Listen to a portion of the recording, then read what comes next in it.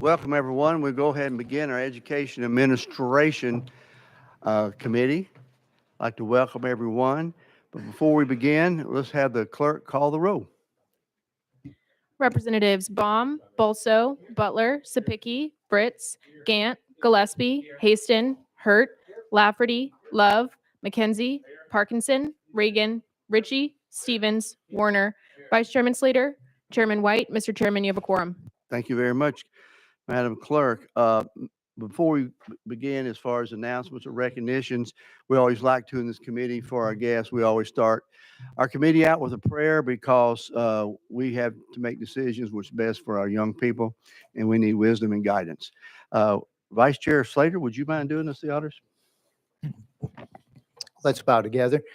Dear Heavenly Father, we thank you so much for this day that you've given to us, for the opportunity to be in this place and to set policy for the students of Tennessee. May everything that we do be directed by you and by your wisdom. May it be for your honor and glory. We pray and ask these things in Jesus' name. Amen. Thank you, Representative Slater. Members, anybody like to have a recognition of Representative Parkinson? Mr. Chairman, you know I love you and appreciate you. And but my colleague has brought to my attention that you haven't called on a Democrat to pray.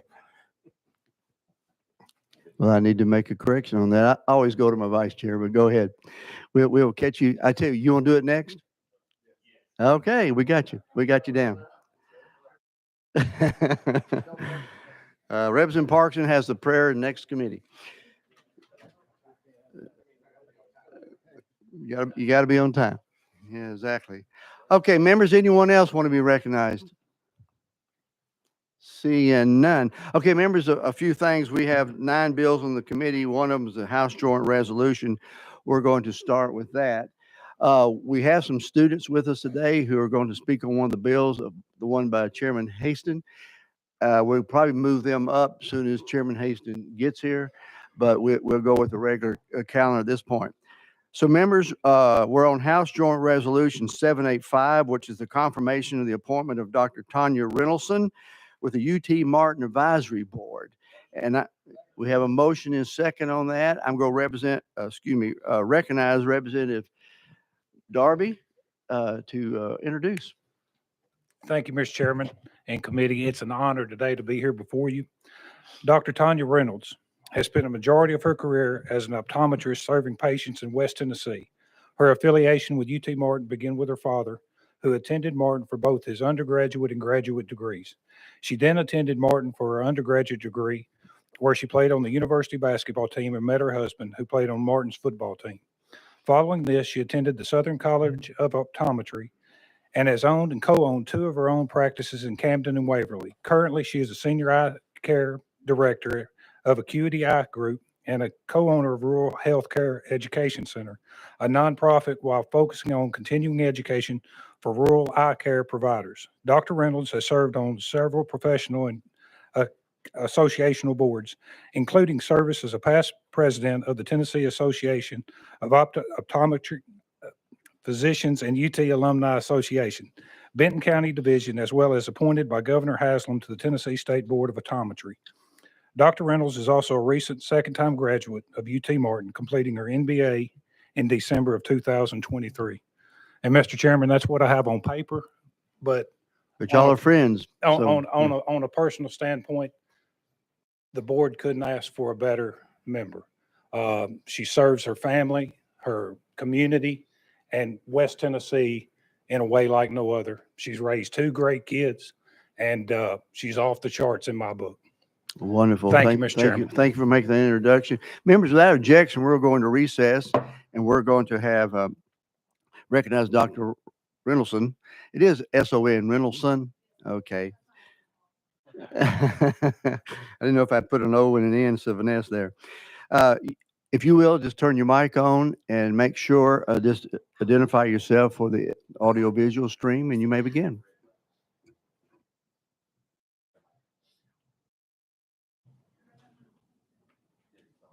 It was on. There you go.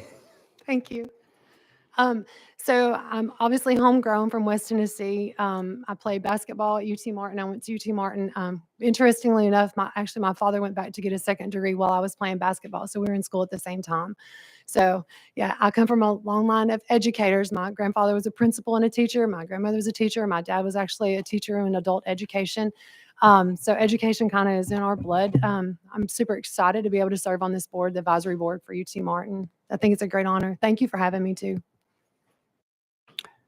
Thank you. I tell you, with that, members, we'll go ahead and open it up to any questions you would like to ask. Representative Parkinson, you're first on the list.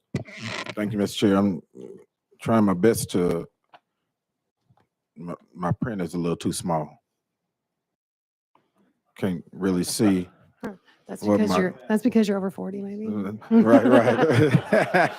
I was trying to throw you I'm an there alley. too. I'm there too. Right. I was trying to throw you an alley oop there, but I feel the bifocal and power. basketball, the whole thing, but You did, slam dunk. right, Thank you. right. Congratulations. I just want to say Thank you. congratulations. Thank you. Thank Looking forward to having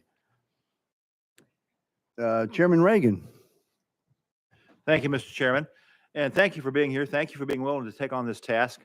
It is one that requires a great deal of giving and sometimes getting what you don't want. Nonetheless, I always ask the question of those that are appearing before us, stepping into this position, are you willing to make sure that your university, its administration and faculty adhere to the Tennessee and U.S. constitutions and our laws? Yes, sir. Thank you. Thank you very much. Members, continue. Dr. Wilson, I would like to ask, what do you see the role of the advisory person on each of these universities? Our role is to make sure that when things come to us, that we bring it to the attention of the chancellor and make sure that we're covering all our bases and being proactive and productive for the students and the faculty, and to hopefully help in the production of citizens that are productive in society. Thank you. Members, anyone else? Looks like we got Representative Fritz. Thank you, Mr. Chairman. Ma'am, thank you so much for your willingness to serve. Such a cool story that you and your father were in school at the same time together. Did you get to graduate together from the degrees you No, pursued? he graduated before me. He was his second degree though. Yeah, that's awesome. Yeah. Congratulations. Thank you. It looks like Representative Darby did a great job of making the introduction and not a lot of questions. So members, any objection to us go ahead and voting on the confirmation? Seeing none, we're back in session then. Members are on House Joint Resolution 785 for the confirmation of Dr. Tanya Reynolds for the UT Martin Advisory Board. All those in favor of the motion, please indicate by saying aye. Opposed? The ayes have it. You are confirmed, and we go to calendar and rules. Thank you. Appreciate your time and attention. Okay, still don't see Representative Haston in the room yet. Okay, item number 2, House Joint Resolution 811 by Representative Sparks. You have a motion and a second. You are recognized. Thank you. Thank you, members. House Joint Resolution 811 may seem like a simple resolution to most folks, but members, one of the critical issues that y'all deal with up here and teachers deal with in our education schools is student behavior. I think the game of chess for critical thinking skills is one area that can be a tool in the toolbox to help us alleviate some of the problems that we're seeing in our culture. Just last week, we had two young high school students that were killed right down the street. In fact, I had my assistant pull it up. It's 1.4 miles as a crow flies at Meigs High School. The fiscal note on that killing, that murder, is going to cost taxpayers about $500,000 to maybe $1.2 million to incarcerate those young people. And I think sometimes we don't think about, when we see the juvenile crime and crime in general, we don't know what it's going to cost the taxpayers. And sadly, it's never really brought up. But my property assessor, Rob Mitchell, is here to speak. And he's been after this issue for many years. And when I first heard about it, I'm not saying I scoffed at it, but I thought, chess, it's a game. What does it matter? But it's really fascinating if you look at the background of chess, the history of chess, and also just for critical thinking. I think this would even improve reading skills among our third graders, Chairman Spicky. I really do. And it's a big issue, as we know. If kids can't learn to read by the third and fourth grade, it's a big likelihood they'll wind up incarcerated. Let's face it. And we can't continue to build prisons, and we can't continue to build juvenile correction facilities. But I'm going to invite, if it's okay with the chairman of the committee, invite my property assessor, who's been a huge advocate of the game of chess for critical thinking and implementing this in corrections and our alternative schools. So we've got a session, Chairman. Have your testimony. Members, without any objection, we're out of session. And Mr. Mitchell, would you come forward to the table? And we'll give about 3 minutes, and then we'll see if we have any committee questions.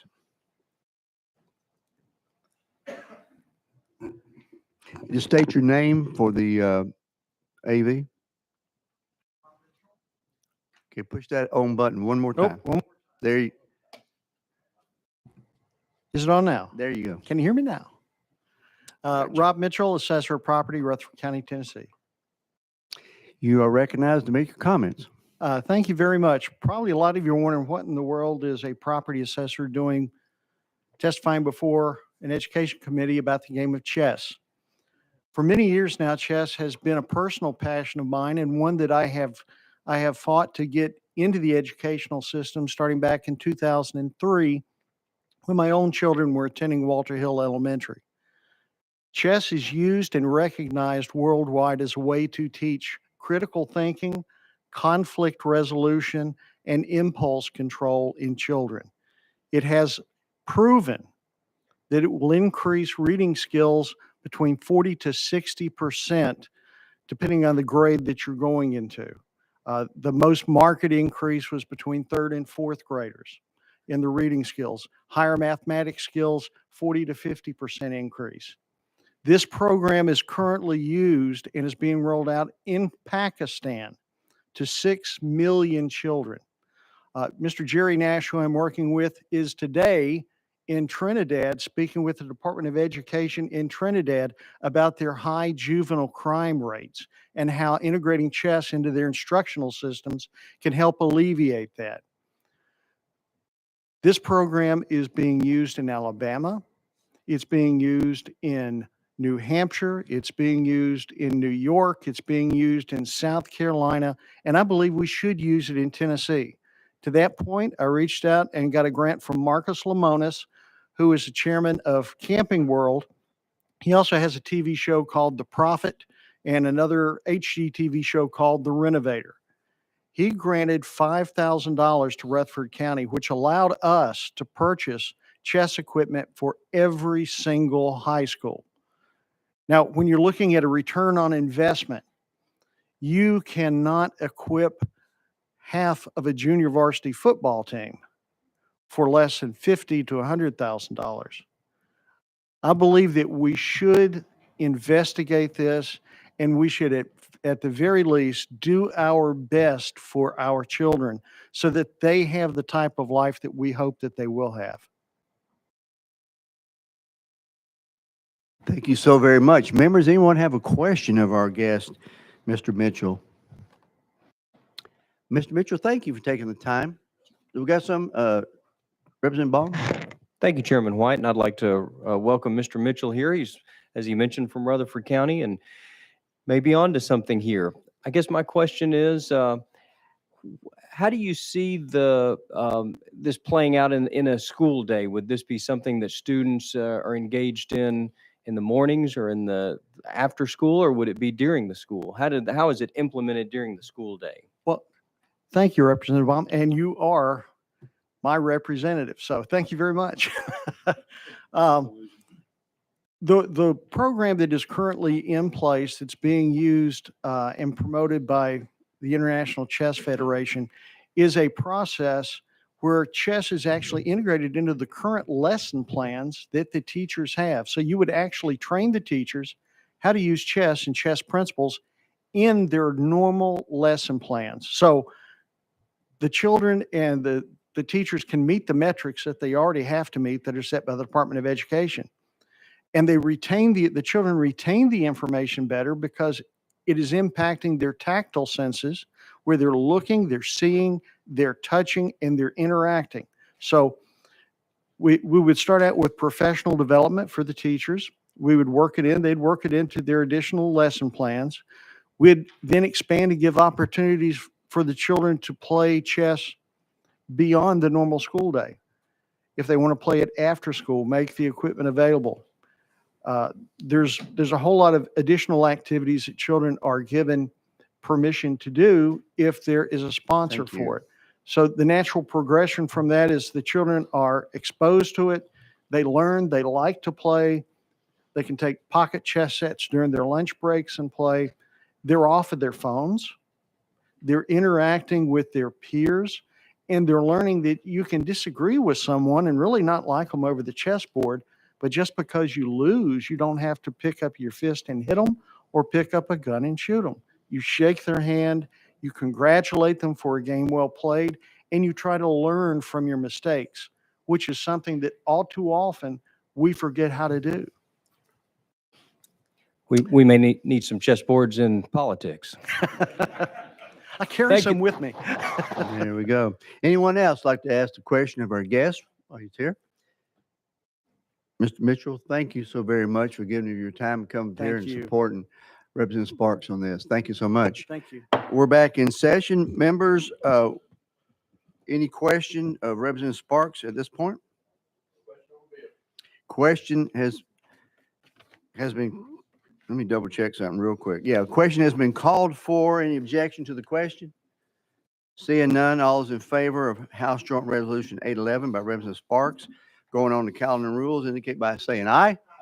Opposed? Thank you. Thank you, members. Thank you, Chairman. Okay, we're going to jump on down to, we got Representative Williams here who has a bill and he's got to get to another committee. So item number 3, House Bill 2676 by our Leader Williams, you're recognized. You got a question? You have, excuse me, you got a motion on the bill? You have a second? I got a second? That was quick. Okay. I also do have an amendment that was put on subcommittee that's traveling with. Okay. It does not rewrite the bill. Go ahead and explain that amendment, then we can add it to the bill. This amendment would just allow for institutions of higher learning to set their own tuition rates in lieu of the current practice where Tennessee Higher Education Commission would set a range. Got a motion, second amendment. Any objection to adding the amendment 13595 onto the bill? Indicate by saying aye. Opposed? The ayes have it. We're now back on your bill as properly amended. You may explain the bill. Thank you, Chairman and members. As many of you may know, years ago, I had the opportunity under the Haslam administration to carry what was called the Focus Act. It's where we moved our 4-year institutions of higher learning out from under Tennessee Board of Regents and created 6 LGIs, which were local governing institutions, one of which is Tennessee Tech, which is in my district. Since that time, these institutions operate similarly to the way UT does and TBR does, with oversight from THEC. What this bill emanates from 2 appropriations committee hearings that we had last spring, where we were researching, is there a better way to currently deliver higher education services in the state? And so this byproduct is the work that I was able to do in conjunction with the Comptroller's office. What this bill capitalizes on THEC strengths while streamlining the process of higher education and administration in Tennessee. THEC currently undergoes the time-consuming process of ranking projects, providing us in the legislature with a capital project list that are rated or categorized. And then the administration selects which projects they want to use, and we confirm those. This streamlines that process for the selection and the prioritization of those projects as capital projects. 2, it also puts program approval in the hands of the LGIs themselves. Currently, the process is long and tenuous as it relates to adding degrees or diplomas in our institutions of higher learning across the state. Particularly, some of you may have in your business, like I do in mine. I have an automotive parts supplier who has automation there, and there's some degree deliveries through different things that Tennessee Tech could deliver a degree, which would help that workforce that's specific to that community.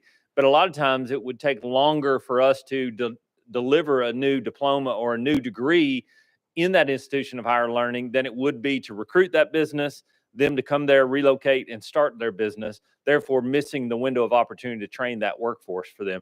This bill would allow for those degrees, both additions in degrees and for those to be taken away, to be housed, much like our businesses, the decisions to be housed in the institutions of higher learning themselves. Thirdly, this bill abandons the current THEC board and reconstitutes the board with 3 appointments from the governor, 3 appointments from the Senate Speaker, 3 appointments from the House Speaker, and the 3 constitutional officers or their designees. This bill also further prevents duplication of efforts for the TSAC, which is Tennessee Student Assistance Corporation. And then finally, the last component of the bill was what the amendment did. It allows institutions of higher learning to operate their businesses like we do our businesses, and allows them to set the rate based upon the market demand and the availability of seats at the table. With that, Mr. Chairman and members, I'm happy to answer any questions they might have. Thank you, Representative Williams. A great explanation. Let's open it up to our committee for conversation. Representative McKenzie, you're recognized. Thank you, Mr. Chair. And man, this bill does a lot, and that's one of my, I guess, concerns. And I'm fine with 3 of the 4 things that it does, and I sincerely think that there'll be a great asset. And the 4th may, but the one that I'm concerned with is the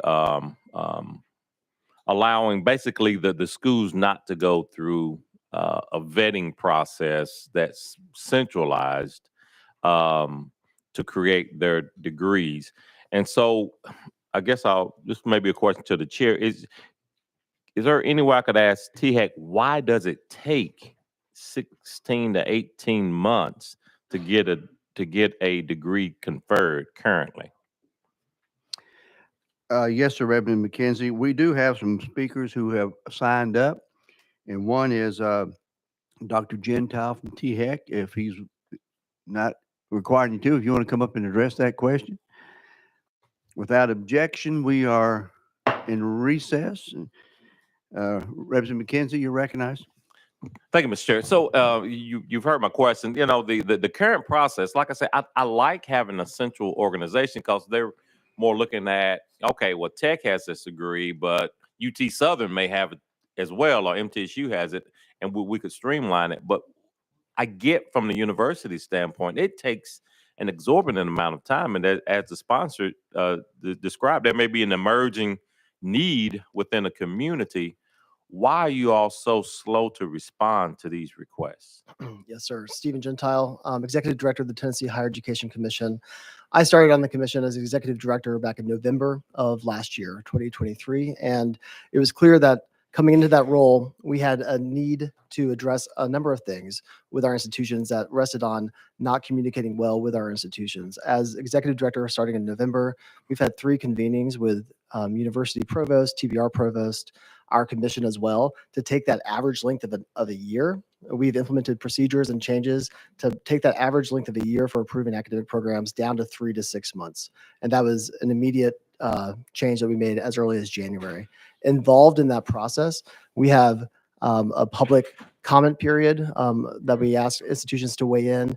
If you have this new academic program, what are other institutions seeing from this? And oftentimes what we hear from that, we'll have one institution pipe up to say, we've had that academic program, that degree for 15 years, and we're winding it down because our graduates aren't getting jobs. How is your degree going to be different? We have an external review of experts that come in from outside of the state, one expert to make sure and vet the program, and then it goes in front of our commission. That period now has a requirement on our end that totals about 90 days, and it can take between 90 days and 6 months under our new changes. Representative McKenzie.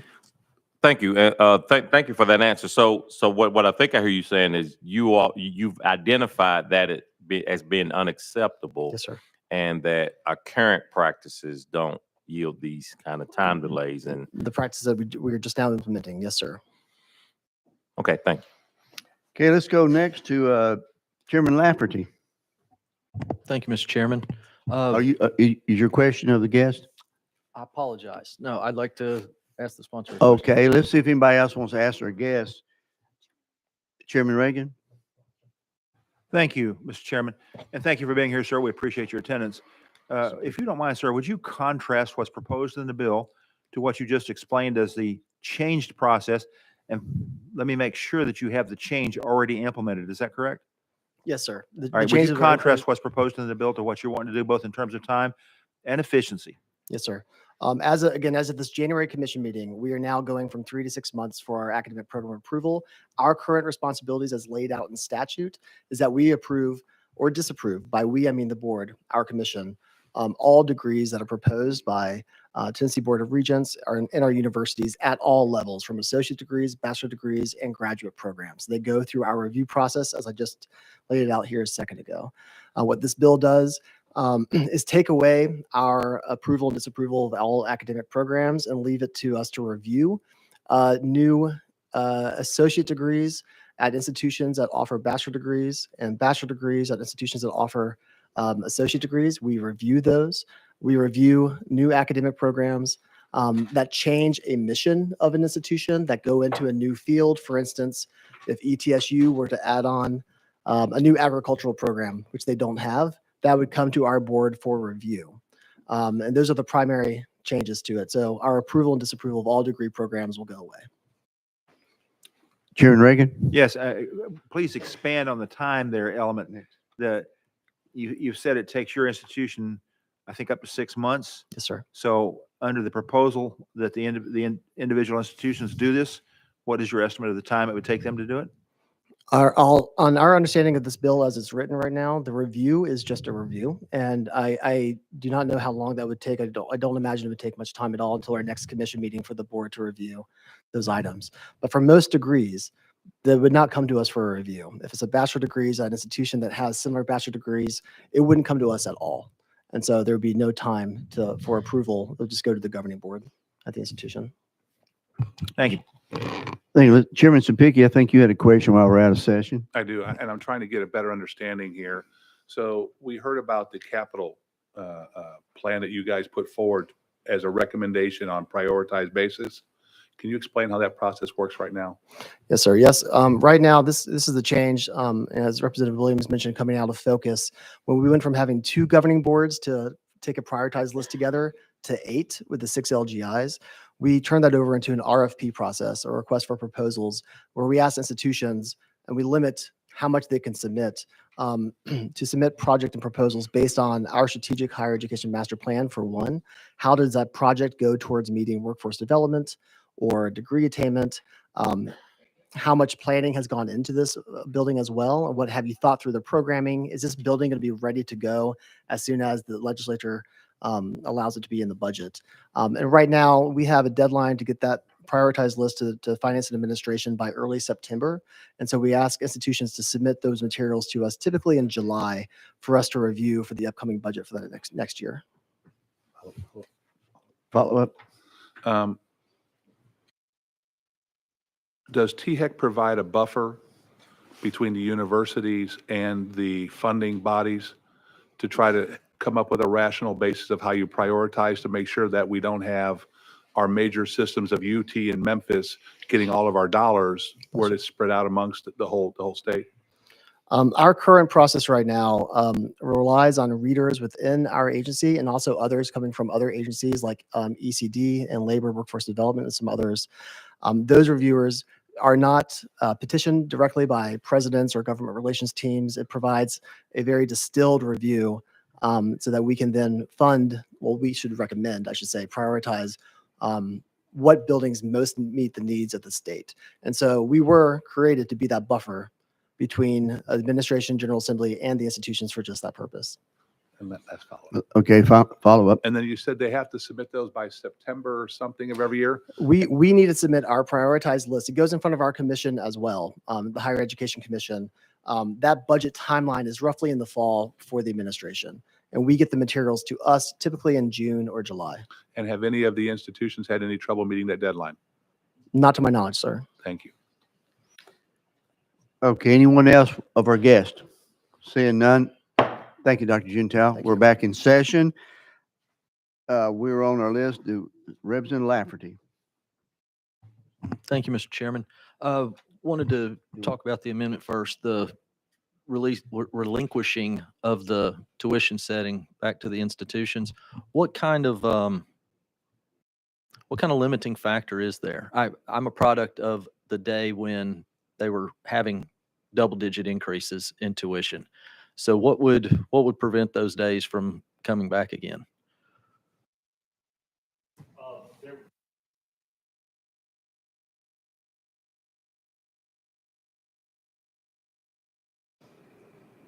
Is your mic back on, Representative Williams? Yeah, I'm just not talking into it correctly. Okay, thank you.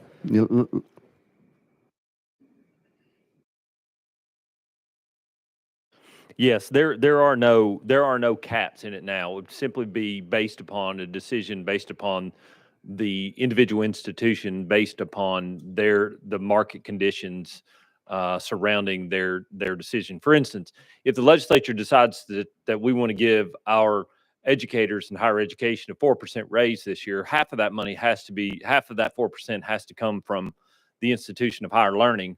That institution of higher learning also has the same inflationary pressures that every business has across the state. 2 years ago, that number was about 7%. So if you had just in order to maintain business with a range between 1% and 2%, you're having to change the way you're actually delivering degrees for your individual businesses. So what this bill would do, it would give them the freedom to reduce or increase fees at the rate that they see as fitting. For instance, if you had, let's say you had an institution of higher learning and you turned away 10% of the possible students that could come to your school, you turned 10% of them away because you didn't have any room at the end, then the value of that degree might actually be more than 1% more than it was the previous year. And so it allows them to set the tuition rates based upon that. And so that's why that language is in here. And the reason why it's separate is because I'm not sure our colleagues in the Senate will feel the same way that I do. But I do think if we're going to follow the trajectory of the focus when we started years ago and allowing these businesses to run like local governing institutions like the UT model does, like TBR model does, we need to give them all the tools and resources necessary to let them run like a business to try to deliver degrees that are effective and consistent with the clear mission and vision that each one of them have, and give them the resources through tuition in order to do that. You know, follow up? Please, a couple if you don't mind. The idea that market forces help influence, I think it's important that we as legislators and taxpayers, we are responsible for keeping an eye on the wallet of the state, the people in our state that pay the taxes. One way that we don't work in higher education like a free market is the taxpayers heavily subsidize or heavily fund these universities. So I don't entirely agree with the analogy that market forces are always at work. That's not always a consideration. But my next question would be, you mentioned something about the automotive. You used an example of automotive getting somebody up to speed and everything. Are we going to be having our four-year institutions competing against our TCATs if we're doing that? That's a good question. No, that each institution of higher learning and their mission and vision will be based upon the delivery of associate degrees versus four-year degrees. So there's no, and in communication with them, I asked the same question. There would be no overlap there. Oh, thank you. Thank you, Chairman. Okay, we have 5 more people on the list. I'd like to ask members to ask one question, then I come back around to you again if you have a second so we can get everybody in. Representative Baum? Thank you, Chairman White. And I want to start out by thanking Chairman Williams for this bill. It's partly the result of investigations the Appropriations Committee conducted last year. One part about the bill, maybe one of the parts that I like the most, is the part that would allow institutions to revise and add academic programs faster, more flexibly than is currently the case. And we've talked about that a little bit. I've heard a lot of good things about this bill. I do have one concern, though, and that has to do with the capital projects. Currently, THEC will rank these projects, the governor will recommend funding, and then the legislature actually approves funding. And these capital projects from our universities, the perception is that they have been ranked by THEC recently, the last several years, in a very objective fashion. The concern I have is whether moving that to F&A would result in a similar objective ranking. What I wouldn't want to happen would be for the ranking of these proposed capital projects to somehow become more political. Dr. Gentile mentioned that currently the capital projects are ranked by kind of external individuals who don't necessarily have a stake in the projects or the campuses. It's also my understanding that the projects are ranked blind. The people who review the proposals do so, I guess, blindly. They don't know who submitted them. Would some of those safeguards, I guess my question is, would some of those safeguards be present if your bill passes, if F&A ranks the projects, would it be blind? Would it be done by sort of external reviewers? Would those provisions be in place, or would it possibly be open to political pressure? Chairman Williams? Well, as we know, for the last 3 years, it's always open to political pressure because we haven't followed the THEC funding formula, the funding list at all the last 3 years. And so I do think it is already a process that can be political. To answer your question specifically, this bill does not spell out any methodology where F&A would be required to do that. However, it is my hope and intent that F&A will follow a similar formulary that THEC currently does as it relates to how they prioritize the list, but the prioritization of that list will be the same. Follow up. I just want to echo that comment. It would be my hope that it would be done in an objective way. I would encourage F&A, if this bill passes, to consider external reviewers, to consider doing it blind. It'd be nice if they would adopt procedures like that on their own so we wouldn't have to follow back up in a year legislatively. Thank you. Chairman Sapicki? Yes, and I'll be brief, just to piggyback on that comment there. Just going through the football recruiting process across the state of Tennessee, there is a huge disparity in the quality of our facilities across the state of Tennessee. And to piggyback on the chairman's comments here, the one thing I would hate to go through is to have external pressures put on FA or our finance committees based off of relationships that they may have with colleges and universities, and doesn't give that degree of separation to the members to say, well, hey, this is what's been recommended by THEC. Your issues with THEC, not with us. And, I think hopefully, and I'm going to support the bill, but I think hopefully when those rules get promulgated with F&A and our finance committees kind of weigh in on this too, that we make sure that the money that we appropriate to our colleges and universities gets spread equitably across the state of Tennessee, so that wherever our students go to school, they're going to be in the best facilities possible. That's all. Thank you. Any follow-up, Representative Williams? Okay, let's go to Representative Butler. Thank you, Mr. Chairman. So is it the intent here, Representative Williams, is to basically streamline the process to allow more local control of these colleges to be able to regulate what they're teaching and what they're not teaching? Is that what I'm understanding? Chairman Williams? Yes, sir, that is correct. Representative McKenzie? Thank you, Mr. Chair, and I appreciate the what THEC acknowledging that the past has been incorrect, too long, no, from a time standpoint, no value added. But from a content point, I do think I like what he said. There's definitely value added in having a central area to entity to buffer these, to say this degree hadn't yielded much fruit, average salary is $28,000, you may want to reconsider. We're going to lose that ability when we create these stovepipes and there's no crosstalk as it relates to our degree confirmation and addition. So, hearing that problem has been solved as far as the time, that's my concern, because I do think we're going to break something that has some value to it if we create these stovepipes. So my question to you is, aren't you concerned having, you know, the university that may not get all the grease in your district, and is it a concern to you that not having a central kind of vetting organization, although they're not saying no much, is value added, and we're going to lose that? Chairman Williams? No, I am not concerned. I will say, Chairman, if I will, to further, Director Gentile, he may have only been the director there since November, but he's been actively involved in what's going on at THEC. He does a fantastic job. I don't want to hear anyone hear me say that they're doing anything wrong. I just think this is a better way to do it.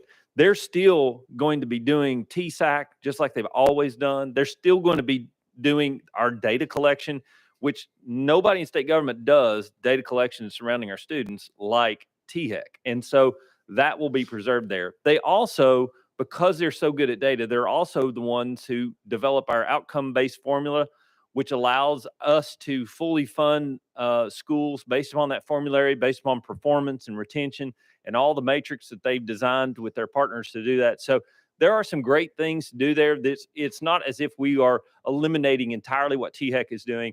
What we're saying is in these 4 areas, we believe that we can continue to improve outcomes in higher education and deliver degrees in a way that's both affordable and allows those mission and vision to continue.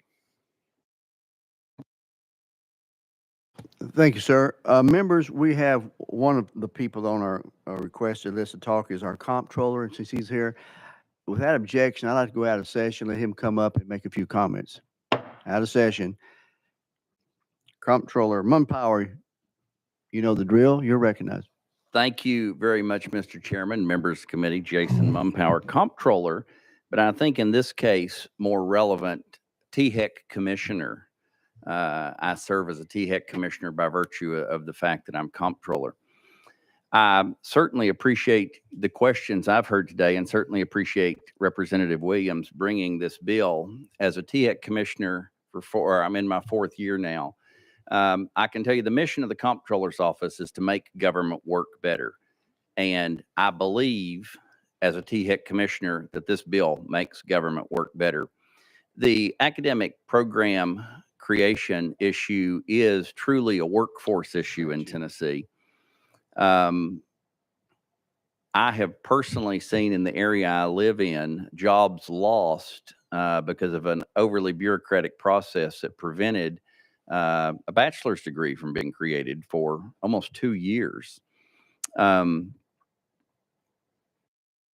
While I agree that Dr. Gentile, I voted for him to be the executive director, believe he's doing a great job, and there is a process in creation to speed up. We don't have any evidence yet that process is effective because we haven't run through that process yet.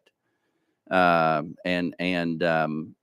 am a believer in market forces, and I do believe in a state. We have the 6th fastest growing state in the nation in 2023. We have people pouring in. We have jobs that need to be created every day. The legislature created the Focus Act. Representative Williams was the sponsor. You decided some time ago that our institutions of higher learning should be governed by boards of trustees that the governor nominates and you review and confirm. And I do believe allowing them to have the nimbleness to create academic programs that fit their market is a positive step forward. I also believe correspondingly, while it's not part of the original bill, that we have a very diverse state market-wise. I mean, I live in Bristol, which is closer to Canada than Memphis. And the market forces can be very different in those communities and all in between. And so I actually believe in the market-based tuition setting method, which I actually believe could be more taxpayer friendly than taxpayer harmful. The capital project list, As a THEC commissioner, I can tell you right now, even I don't completely understand the process. One thing I can tell you is that THEC is very good at data collection, data analysis, and data reporting. And under what would happen under the bill as sponsored by Representative Williams is that the governor and the legislature would have unfettered access to a lot of data that is objectively construed for your perusal.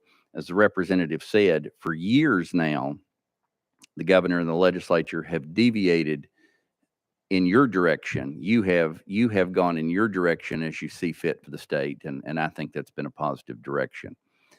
I think addressing those issues, I'll be happy to take any questions, Mr. Chairman. Thank you. Members, while we're out of session, does anyone like to address our comptroller? Seeing none. Thank you sir, very for being much. here, and thank you for your input on this. We're back in session. I have one last person like to ask a question. That's Chairman Reagan. You're recognized. Thank you, Mr. Chairman. And sponsor, this question is for the record, for clarity. Nothing in your proposals is going to affect any of these institutions in terms of getting their accreditation, maintaining their status as recognized institutions of higher learning. Is that correct? That is correct. Okay, with that question, that's all on the list, and we'll come back to Chairman Williams for your follow-up comments. Thank you. Appreciate the committee's consideration, and we look forward to your support, hopefully. Thank you. The question has been called. Any objections to the question? Seeing none, all those in favor of moving House Bill 2676 to GovOps indicate by saying aye. Opposed? The ayes have it. It does move out. Thank you. Thank you, Chairman and members. Members, I want to do this. I want to come to next to item number 4, Representative Gary Hicks. Then I'd like to, we have some high school students guests here. I want to go to Chairman Hastings and do that so they can get back to their community before it gets too late. So we'll do item number 4. Representative Hicks, you're recognized. Thank you, Mr. Motion Chairman. second. Thank you, Mr. Chairman. Committee, House Bill 1997 requires the amount of the trust principal of the K through 12 mental health endowment account be reduced by $75 million, and that increase will be moved over to the special reserve account. And again, that will increase by $75 million. The bill also requires the Department of Mental Health and Substance Abuse Services to submit an annual spending plan to the trustees of the K through 12 Mental Health Endowment Fund. Members, okay, we got the question. I was just going to comment. Does this go behind the budget? No, it's even. It's 75 and I just 75. had to get that in. Okay, with questions been called, all those in favor of moving House Bill 1997, all those in favor indicate by saying aye. Opposed? The ayes have it. Thank you, Chairman Committee. Moves out to finance. Okay, let's go to item number 9. Chairman Haston, you're recognized since we have some guests here that want to speak. You got a motion and a second, and Chairman Haston, you are recognized. Thank you, Mr. Chairman. This bill would make available the ability for each high school senior in Tennessee to take a nationally recognized career readiness assessment at no cost to the student. Providing our seniors the ability to take a nationally recognized career readiness assessment can connect our students with over 900 Tennessee businesses. And with that, I'll be glad to answer any questions. Okay, and we do have some guest speakers, have asked Chairman Mary Littleton in her district. She's invited some students that want to come and talk about the value of the program. So would Miss Shelby Adams and Jamie Fussell, pronounce that correct? And all 4 of you can come up and great. So without objection, members, we are in recess, and I'm going to recognize Miss Shelby Adams first. You just make sure your mic on, address yourself, and you may comment. We'll hold you to a couple minutes, but I think you can get it all in. You're recognized. I'd like to say thank you to Representative Mary Littleton and Representative Haston for inviting me to speak on behalf of House Bill 1936. My name is Shelby Adams, and I'm from Dixon County High School's Youth Leadership Program. Our public policy that we researched this year is very similar to the bill being discussed today. I believe very strongly in the impact and the importance of the ACT work keys. To begin, most technical jobs require employees to take the ACT work keys upon hiring. We would be doing technical students a disservice by not providing them with this jumpstart opportunity. It is essential to provide students with the opportunity to choose a test that best aligns with their individual needs and goals. Taking these tests will help students gain insights into their strengths and weaknesses. The ACT Work Keys enable students to make more informed choices about their future endeavors. By choosing the appropriate test, students enhance their chances of success beyond high school. We survey students at both high schools in Dixon County where CTE, which stands for Career and Technical Education, is very heavily encouraged, and almost 84% of students voted that they believe that the ACT Work Keys would be very beneficial to them. One student stated that the ACT Work Key sounds very beneficial to students who are immediately going into the workforce after high school, and another stated that I feel like it would be beneficial to have the option for everyone, even if they aren't going into the workforce straight after high school. The option would allow students to possibly take both. I believe this bill will very positively impact all high school graduates. Ms. Adams, did I ask you, what grade are you in? I'm in 11th grade. 11th grade. Yes, sir. Thank you for being here. Ms. Fusel, you're recognized. Thank you. A little bit closer there. Thank you. I'm just here for any questions. Okay. It's always nice to have support. Do any of our other two ladies want to make a comment? Okay, members, while we're out of session, anyone like to address our guest? Chairman Haston? Thank y'all for being here today, and thank you to Chair Lady Littleton for getting you all connected with us. And I appreciate. I'm going to go back and watch this when we get done, and I'm going to take some notes of what you just said because I'm going to steal some of those lines if this ever gets to the House floor. It was really well said and made my points better than I ever could. So appreciate y'all coming in and for the support. Yes, sir. Thank you.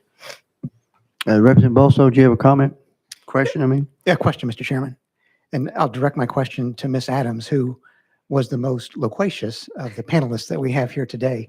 And specifically, I'm interested, Ms. Adams, in what CTE classes you've been able to take up to this point in your high school career and what you've thought about those classes and how they have prepared you for the future. Me personally, I'm in health science, so it's going into the nursing profession. And we offer a lot of different courses that really help me realize if this is actually what I want to go into. And I feel like my teachers they've prepared me very well. And we have a clinical internship for nursing, but then I also know for like the more like technical side of things and just going straight into the workforce after high school.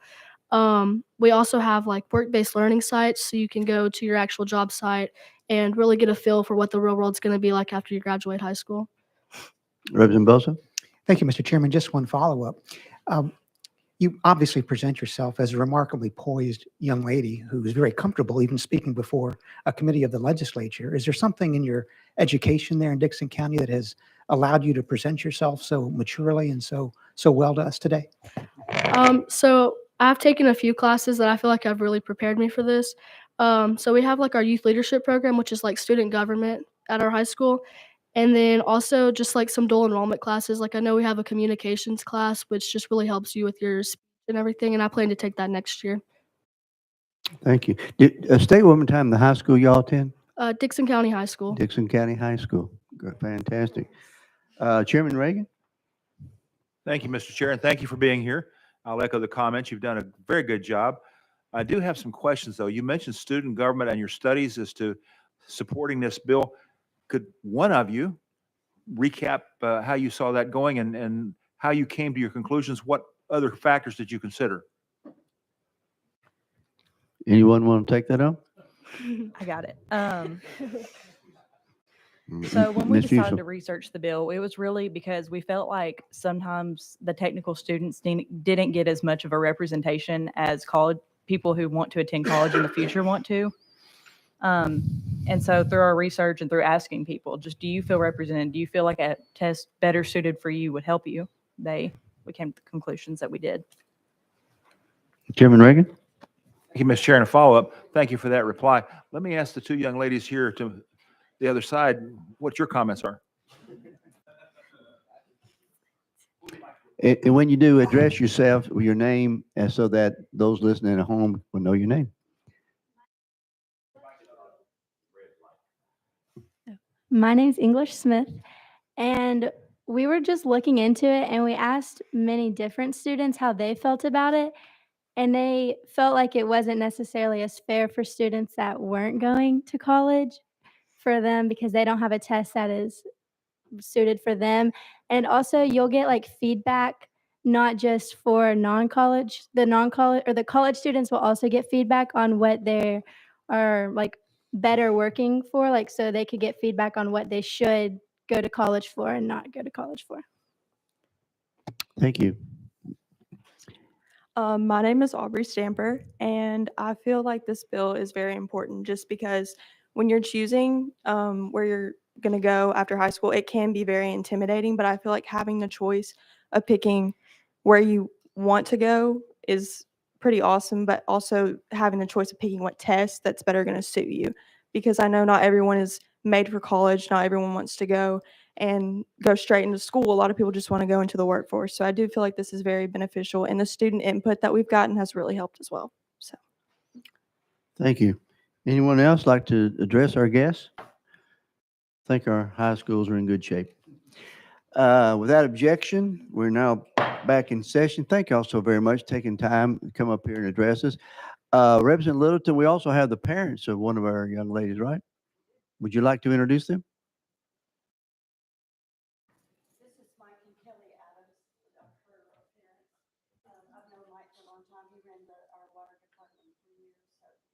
I do want to say thank you to all of y'all for letting them come and speak. I think this is a great experience for them, and I think actually every student should at some given time be able to come and speak like this and get to know their legislators and how government really works. So thank you to all of you for letting me do. Thank you.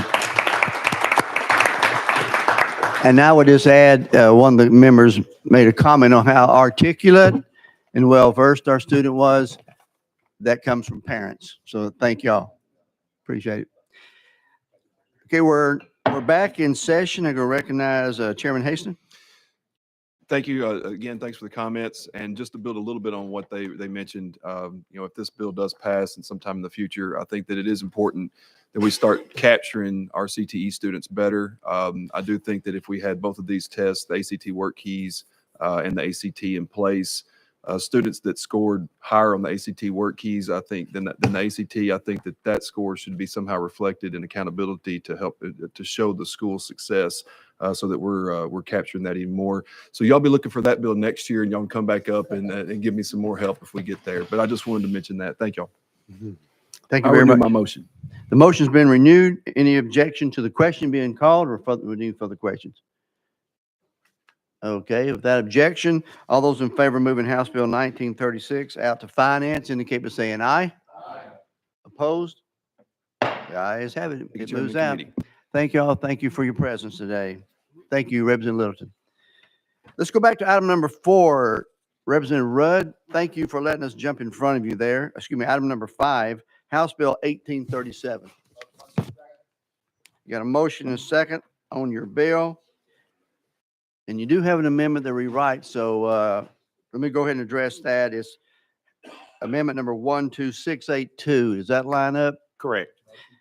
We got a motion and a second. Members, any objection to add an amendment for proper discussion since it does rewrite? Hearing none, all those in favor of adding the amendment to House Bill 1837 indicate by saying aye. Aye. Opposed? The ayes have it. We're now on your bill as properly amended. You may explain.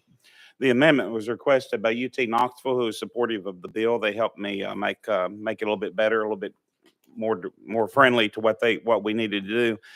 I was made aware that university student data was being data mined by a variety of companies. When a student comes into college, they're just bombarded with marketing, and the universities weren't sharing that information.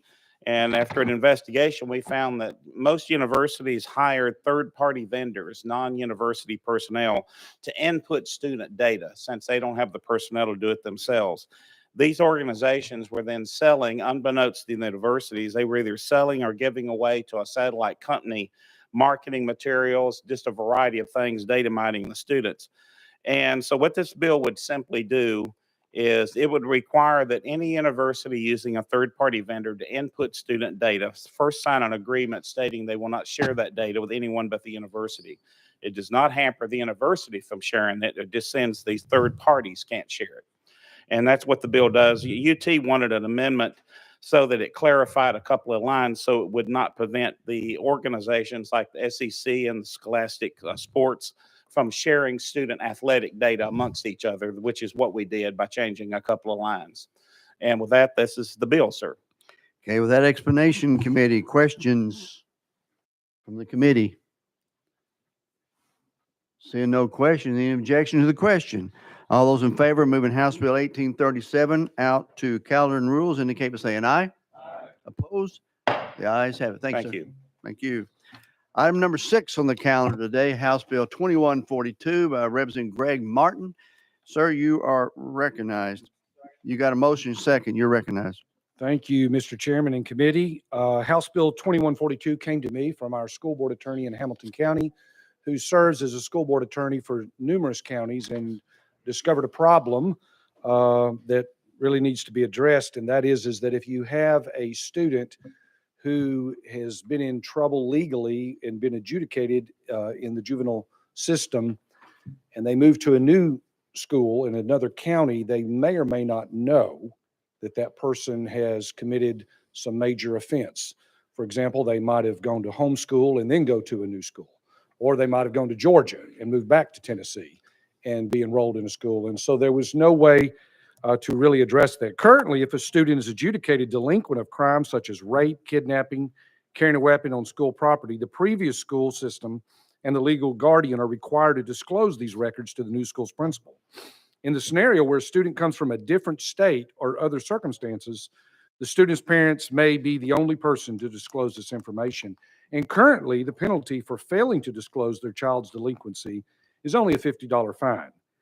This bill addresses the problem in 2 ways. First, the bill requires schools to ask legal guardians of every newly enrolled student if their child has been adjudicated delinquent under one of the crimes listed in the current statute. And this gives direct permission for schools to inquire, and this reminds parents of their obligation to disclose their students' adjudication. Second, this bill increases the penalty for legal guardians who knowingly fail to disclose their students' delinquency from a $50 fine to a $500 fine. The intent behind this legislation is to ensure that school principals are knowledgeable of their students' information. This way, the school principal can work with the parents to create a plan which best serves the students while also protecting the classmates and their teachers. And with that, I'll be happy to answer any questions. Okay, with that explanation, we'll go to Chairman Sapicki for the first question. Thank you very much. Just real quick here is, this is already law.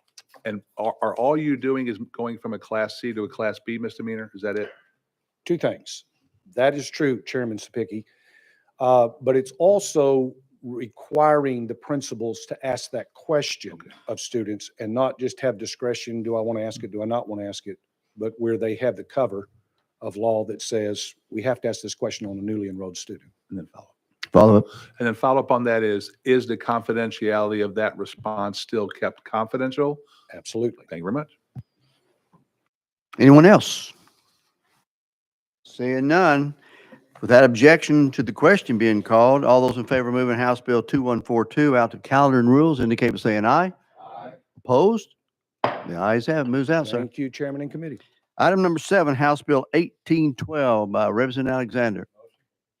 You have a motion and a second. I do not see amendments on your bill, so you're recognized for explanation. Thank you, Chairman, and thank you, committee. This bill is, I'm just going to read you a short summary here.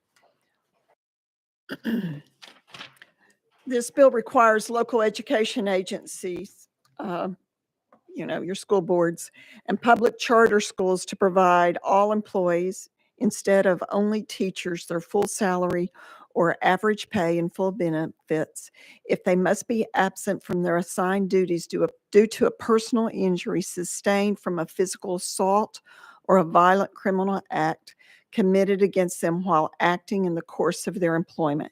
It establishes that an hourly employee is not eligible to receive the continued pay and benefits if the employee has been employed by the LEA or the public charter school for less than 1 full year or 1 full pay period. Thank you for the explanation. Any questions? Chairman Sapicki? Yes, just to follow up on that, I really do appreciate you bringing this one of the problems we have in our schools right now is assault on our teachers and our staff. Is there anything in your bill, and it may need to, for us to run another bill, is there anything in your bill that requires the prosecution of that student that commits the assault? No, there is not. Thank you. We'll probably address that on another bill. Thank you. Thank you. Members, further questions? House Bill 1812. Any questions been called? Any objection to the question? Hear none. All those in favor of moving House Bill 1812 out to Finance Committee indicate by saying aye. Aye. Opposed? Ayes have it. Thank you very much. Thank you. Item number 8 by Representative Baum, House Bill 2311. You have a motion and a second. Let's see, I don't think you have any amendments, so you're recognized to explain. Thank you, Chairman White. We're all aware that the opioid epidemic is running rampant. We have fentanyl coming in through our southern border, and this has affected a number of Americans, and that certainly includes teenagers and our students who are in school. It turns out that naloxone is an antagonist to fentanyl and opioid overdoses, so that if someone receives this antagonist, it can save their life. In July of last year, the FDA moved naloxone, the spray kind, over the counter so that it can be purchased in a drugstore now. And with that change, it is now appropriate for us to consider allowing students and other employees at a school to carry naloxone in their bags or to have it in their desk.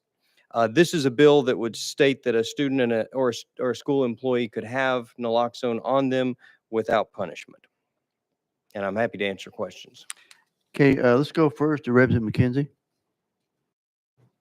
Thank you, Mr. Chair, and thank you, sponsor. But I'd be remiss if I didn't, I would say, correct the total misnomer.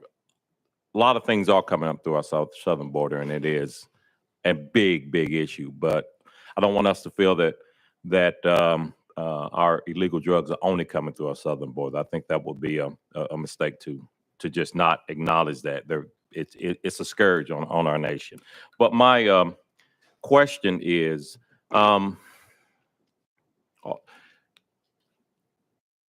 again, I get the intent of the bill, but when our students can't take some forms of over-the-counter pain medication, to let anybody have this drug, and it is a drug, it's over the counter now, but it is a drug that was a prescription, now it's over the counter. Don't you think that's a bit of a stretch if we could have multiple packs in the room, but just to let anybody bring it in willy-nilly might be an overreach? Chairman Bone. One difference between naloxone and aspirin, for example, would be that naloxone could save a life and aspirin might just be for a headache. This bill in general, though, doesn't address whether other types of drugs, either prescription drugs or over-the-counter drugs, can be possessed by students in a school. It doesn't change existing state law on that. So I don't know that I'm really an expert on explaining why different schools and LEAs have different policies on different other over-the-counter drugs. I suspect that if a student had a handful of aspirin and had a headache and was taking pills, then it wouldn't be clear to a teacher whether the student was actually taking the pill, was taking an aspirin or a Tylenol versus some other type of drug that might be illegal. And so because of that, a lot of schools have adopted the rule of having products like that dispensed by a nurse in a clinic. But again, this bill doesn't change state policy or rules on any other type of drug or substance, only naloxone. And the motivation for this bill is because naloxone has been moved from the FDA from a prescription drug to over-the-counter. Follow up. Thank you. So are you saying that the only time that this drug can be administered is in the case of an opioid event? Or like you said earlier, can a student just be walking down the hall and inhaling the nasal spray, and there's no harm to come to him or her. Chairman Bond. The bill says that a student can have naloxone on them and it can be administered. There would be no reason, though, for someone to administer naloxone to themselves or anyone else if someone weren't having an overdose. This is a nasal spray. It's pressurized so that when it's squirted in your nose, it's like, what's the Nafrin, something like that. It's a moist, pressurized substance. No one would do it for fun. If someone were having an overdose, it could save their life. But I don't believe that anyone would want this administered to them for any other reason. Representative Butler. I just want to get a little clarification to my colleague's question. My understanding is this comes in, it looks like a nasal spray, and once it's discharged, it's broken. So it's only got a one use. And so I know a lot of our schools have zero tolerance policies for drugs. And I understand why they have that, because if you have a bottle of Excedrin or aspirin or Tylenol, you don't necessarily know what is in that bottle. It's labeled Tylenol or labeled Excedrin, but you don't know what's in that bottle when the student takes it or when the student gives it to another student. This particular product, if I'm not mistaken, once it's used, it cannot be used again. It is in a sealed, pressurized container, so it can't be tampered with and still be utilized. So I asked that question, but I follow it up with my understanding of it. It doesn't do anything for anybody unless they are overdosing. There's no benefit, like you said, to taking it, just walking down the hallway. It doesn't do anything for you. Chairman Bond, comment? Yes, Representative Butler, I think you're correct on all points. There's no advantage or benefit of taking naloxone unless you're having an overdose, an opioid overdose. And I think that you're also correct on why schools have adopted the rule that they don't want students taking aspirin or Tylenol in the middle of class. A teacher wouldn't be able to detect or know necessarily whether this is an Advil or whether it's some kind of illegal drug. But with naloxone, it's a spray. It's clear what it is. Once it is open, since it is a pressurized substance, it can't be reused. Chairman Reagan. Thank you, Mr. Chairman. And I just, for a point of clarity, want to make sure that we already have students who can carry rescue inhalers and other similar medical devices to save lives. So this is in the same category, is it not? It would be if this bill passes. Thank you. Chairman Bond, I guess it's a good question. An EpiPen and an opioid antagonist, what's the difference? I don't. I probably shouldn't speculate on the differences, but an antagonist is something that will stop an opioid overdose, and so it's considered an antagonist because when the opioid somehow adheres to our cells in the blood, the antagonist will block that from happening so that it essentially renders the opioid ineffective because it can't attach or bond to the blood in some way. Thank you. Thank you. Representative Ritchie. Thank you, Chairman. I guess based on the last question, the primary difference, EpiPen, you're administering it in the thigh, most likely, and this right here is a nasal pressure is kind of what I was thinking. But as far as on the naloxone, the most common side effects on that, so support the bill, but just from a clarity standpoint for somebody who hasn't dove into it and researching this isn't something that folks are walking around to be able to take because of a potential high or something else of that nature to where it's going to be misused. If somebody takes this that's not having some type of overdose situation where it's going to be life-saving at that point, some of the side effects that I read in there is vomiting, diarrhea, fever, sweating. There's a lot of stuff that does not sound good from there. Can you comment on some of that information on when it comes to somebody that is not having an overdose situation where it would be in there on where it makes sense. Follow up.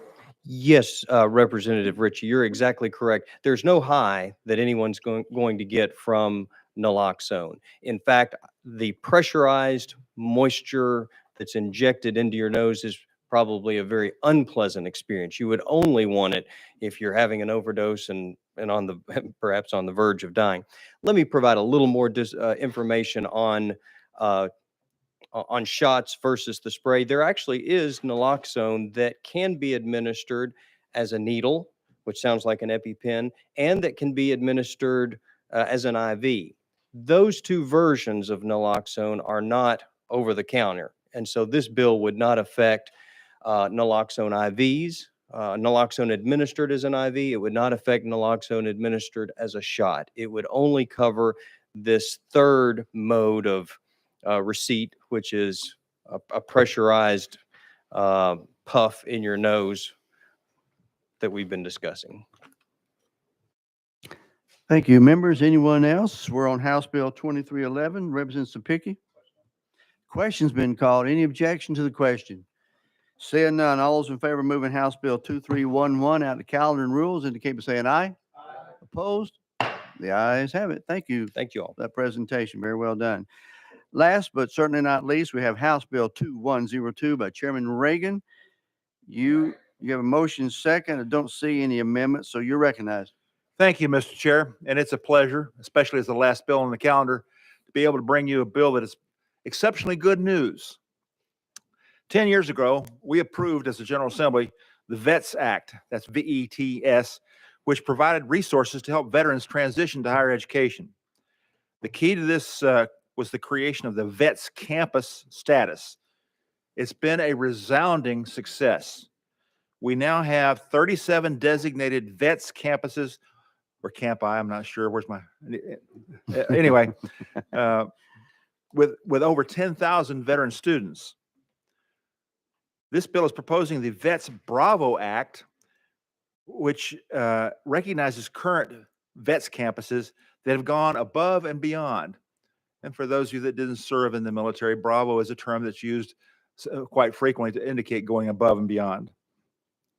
These schools that satisfy an additional list of veteran supportive programs criteria are eligible for this designation as a VETS Bravo campus. The VETS Bravo campuses also have increased reporting requirements for data relating to veteran students.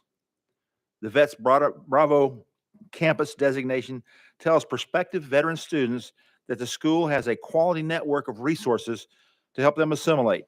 It continues the effort to take care of our veterans and train the next generation of our skilled workforce of people who bring already a valuable skill set with them, and this adds to it. With that, Mr. Chair, I stand ready to answer questions. Thank you, members. Anybody have a question of Chairman Reagan? And Chairman Reagan, also, campi is the plural form of campus. So you're right. Representative Fritz? Thank you, Mr. Chairman. Thank you, sponsor, for bringing the bill. I would just offer one thought. I was under the impression that when used as an accolade, Bravo meant the superiority of the Army over the other branches. I think we're going to call the question on that. No comment from the chairman. Any further questions of our sponsor? Actually, it was the Air Force, but anyway. Okay, with that objection, I go call the question. All those in favor of moving House Bill 2102 out to calendar rules indicate by saying aye. Opposed?